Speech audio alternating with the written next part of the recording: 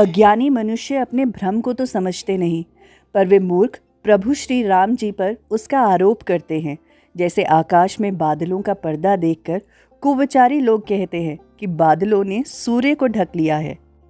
जो मनुष्य आंख में उंगली लगाकर देखता है, उसके लिए तो 2 चंद्रमा प्रकट ही हैं।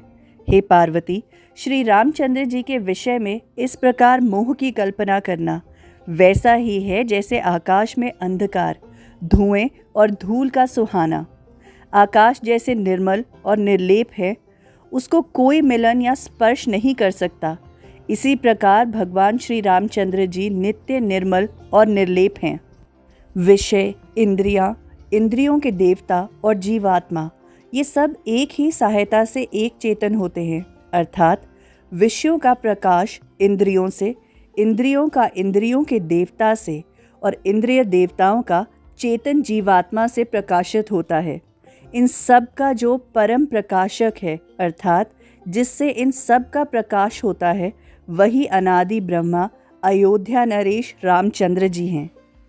ये जगत प्रकाश्य है और श्री रामचंद्र जी इसके प्रकाशक।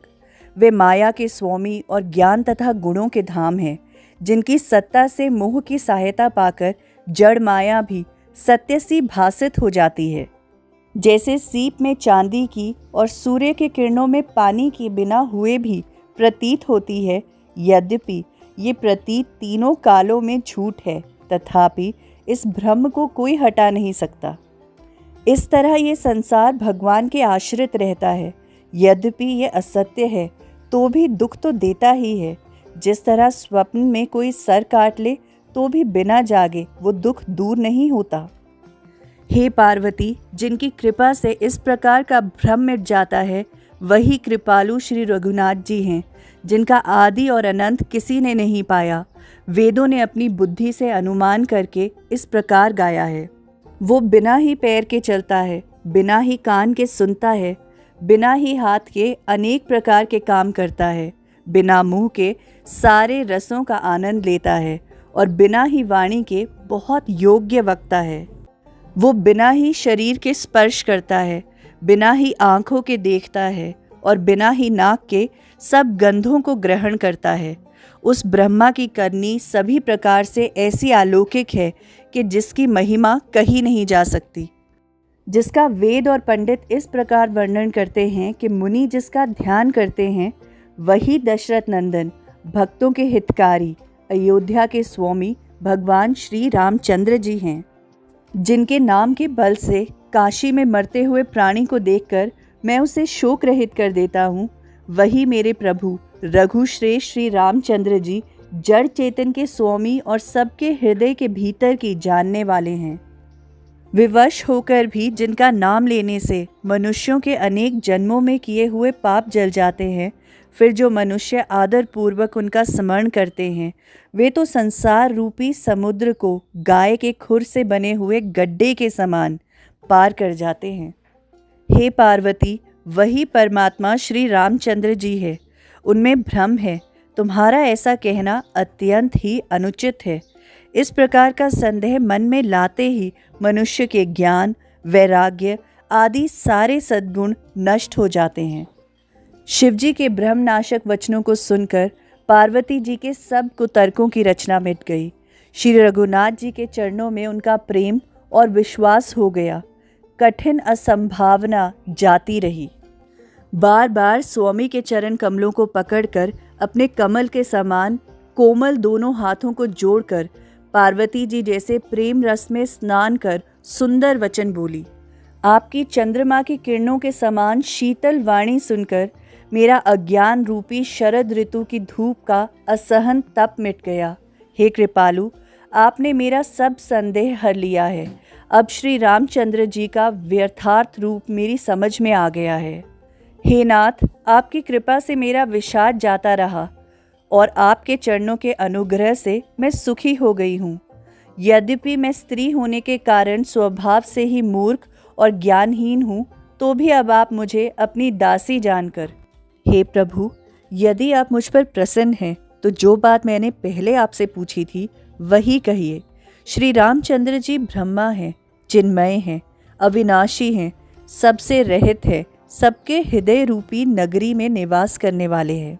फिर हे नाथ, उन्होंने मनुष्य का शरीर किस कारण से धारण किया? हे धर्म की ध्वजा धारण करने वाले प्रभु, यह मुझे समझा कर कहिए। पार्वती के अत्यंत कोमल वचन सुनकर और श्री रामचंद्र जी की कथा में उनका विशुद्ध प्रेम देखकर तब कामदेव के शत्रु स्वाभाविक ही सुजान कृपा निधान शिवजी मन में बहुत ही हर्षित हुए और बहुत प्रकार से पार्वती की बढ़ाई कर फिर बोले, हे पार्वती, निर्मल रामचरितमानस की वह मंगलमयी कथा सुनो जिसे काकभुशुंडी ने विस्तार में कहा और पक्षियों के राजा गरुड़ जी ने सुना था। वो श्रेष्ठ संवाद जिस प्रकार हुआ वो मैं आगे कहूँगा। अभी तुम श्री रामचंद्र जी के अवतार का परम सुंदर और पवित्र चरित्र सुनो। श्री हरि के गुण, नाम, कथा और रूप सभी अपार है, अगणित और असीम है। फिर भी हे पार्वती, मैं अपनी बुद्धि के अनुसार कहता हूँ, तुम आदर पूर्वक सुनो। हे पार्वती सुनो, वेद शास्त्रों ने श्री हरि के सुंदर, विस्तृत और निर्मल चरित्रों का गुणगान किया है। हरि का अवतार जिस कारण से होता है वो कारण बस यही है, ऐसा नहीं कहा जा सकता। अनेक कारण हो सकते हैं और ऐसा भी हो सकता है जिन्हें कोई जान ही नहीं सकता। हे सयानी सुनो, हमारा मत तो ये है कि बुद्धि, मन और वाणी से श्री रामचंद्र जी की तर्कना कही नहीं जा सकती। तथापि संत, मुनि, वेद और पुराण अपनी अपनी बुद्धि के अनुसार जैसा कुछ कहते हैं और जैसा कुछ मेरी समझ में आता है, हे सुमुखी, वही कारण मैं तुमको सुनाता हूँ। जब जब धर्म का हार्स होता है और नीच अभिमानी राक्षस बढ़ जाते हैं और वो ऐसे अन्याय करते हैं कि जिसका वर्णन नहीं हो सकता, तथा ब्राह्मण, गौ, देवता और पृथ्वी कष्ट पाते हैं, तब तब वे कृपा निधान प्रभु भांति भांति के शरीर धारण कर सज्जनों की पीड़ा हरते हैं। वो असुरों को मारकर देवताओं को स्थापित करते हैं, अपने वेदों की मर्यादा की रक्षा करते हैं और जगत में अपना निर्मल यश फैलाते हैं। श्री रामचंद्र जी के अवतार का यही कारण है। उसी यश को गा गा कर भगत जन भव सागर से तर जाते हैं। कृपा सागर भगवान भक्तों के हित के लिए शरीर धारण करते हैं। श्री रामचंद्र जी के जन्म लेने के अनेक कारण हैं जो एक से एक बढ़कर विचित्र हैं। हे सुंदर बुद्धि वाली भवानी, मैं उनके 2-1 जन्मों का विस्तार से वर्णन करता हूँ, तुम सावधान होकर सुनो। श्री हरि की जय और विजय 2 प्यारे द्वारपाल हैं जिनको सब कोई जानते हैं। उन दोनों भाइयों ने ब्राह्मण के श्राप से असुरों का तामसी शरीर पाया। एक का नाम था हिरण्यकश्यप और दूसरे का हिरण्याक्ष। ये देवराज इंद्र के गर्व को जोड़ने वाले सारे जगत में प्रसिद्ध हुए। ये दोनों भाई युद्ध में विजय पाने वाले विख्यात वीर थे। इनमें से एक हिरण्याक्ष को भगवान ने वराह, सुअर का शरीर धारण करके मारा। फिर दूसरे हिरण्याकश्यप को नरसिंह रूप धारण करके वध किया और अपने भक्त प्रहलाद का सुंदर यश फैलाया। वो ही दोनों जाकर देवताओं को जीतने वाले तथा बड़े योद्धा रावण और कुंभकर्ण नामक बड़े बलवान और महावीर राक्षस हुए, जिन्हें सारा जगत जानता है।